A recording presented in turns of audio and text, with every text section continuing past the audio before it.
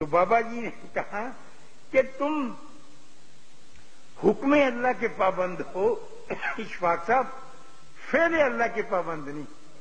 جب تم فعل اللہ میں دخل دو گے تو مارے جاؤ گے۔ ہمارا تو کام ہی حکم ماننا ہے، فعل اللہ میں دخل نہیں دینا ہے۔ تم تو کو دور چلے گئے، فعل اللہ میں چلے گئے، پوچھتے ہو کہ ایسا کیوں ہوتا ہے؟ اور پھر میرے لیے حیرانیاں جب بھی تھیں اب بھی ہیں، اور یہ تضاد پکڑا نہیں جاتا کہ ایک دانہ آپ بوتے ہیں زمین کے اندر، اور میں کہتا تھا واسطہ دیکھیے یہ دانہ بو دیا، اور اتنی سی کومپل یعنی جو پہلے نکلتی ہے، جس کے ساتھ ابھی کوئی پتے جڑے ہوئے ہوتے ہیں، یہ طارق صاحب بہتر سمجھیں گے کہ ایگریکلچر سے جو نازک سی کومپل نکلتی ہے وہ اتنی طاقتور ہوتی ہے کہ کرۂ ارض کو پھاڑ کے نکلتی ہے، پورا کرۂ ارض پھاڑ دیتی ہے، پورا پھاڑ کے نرم و نازک کومپل ایسا سر سجا کے کھڑی ہوتی ہے، اور بارش کا ایک نامراد نمو چانا کمزور طبقہ اس کو توڑ دیتا ہے۔ وہ جو کرۂ ارض پھاڑ کے نکلی تھی نا، جب اس کے اوپر بارش کا نہایت بلبلا طبقہ پڑتا ہے تو ٹوٹ کے دو ٹوٹے ہو جاتے۔ یہ کیوں ہے؟ اسی کے اندر ہی بندہ پھنسا ہوا رہتا ہے۔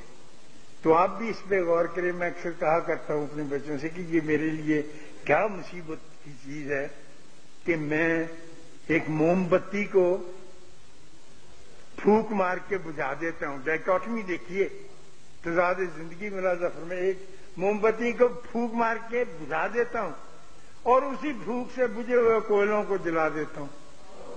تو جب یہ بات سمجھ میں آنے لگ جاتی ہے نا فقیر کے، تو پھر باتیں اصل سمجھ میں آتی ہیں، ورنہ ہمارے پاس کاغذ ہی کاغذ، کتاب ہی کتاب رہتا ہے۔ اس کے لیے واقعی میڈیٹیٹ کرنا، اور رات کے 2 بجے کا جو جاگنا ہے نا، اور نہ کچھ بات کرنا اپنے آپ سے، پھر کھلتی جاتی ہیں چیزیں۔ اور جب بھی مشکل کوئی پڑے، آپ کو بات سمجھ میں نہ آئے اور کوئی فقیر آپ کے قریب ہو تو اس سے ضرور پوچھیں، اور اگر وہ نہ بولے تب بھی اس کے پاس بیٹھیں، اور اگر نہ بولنے والا ڈائلاگ کے بغیر، کچھ فقیر ڈائلاگ کے ہوتے ہیں وہ فکریں چھوڑتے ہیں، کچھ بالکل نہیں بولتے، نہ بولنے والا بولنے والے سے بھی طاقتور ہوتا ہے۔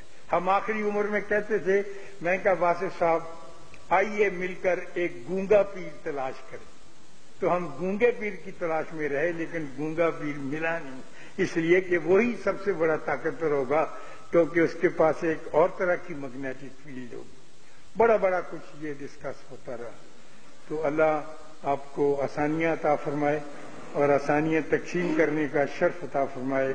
جو وقت ہم نے ان کے ساتھ گزارا اور جو آپ لوگ اب گزار رہے ہیں، ان کو نہ جانتے ہوئے، نہ پہچانتے، نہ دیکھتے ہوئے، یہ اس سے بھی قیمتی ہے جو ہم نے دیکھ کر گزارا، کیونکہ ضروری نہیں ہے دیکھ کر گزارنے والا آدمی جو ہے وہ بہتر ہو، برتر ہو اس سے جس نے نہ دیکھا ہو۔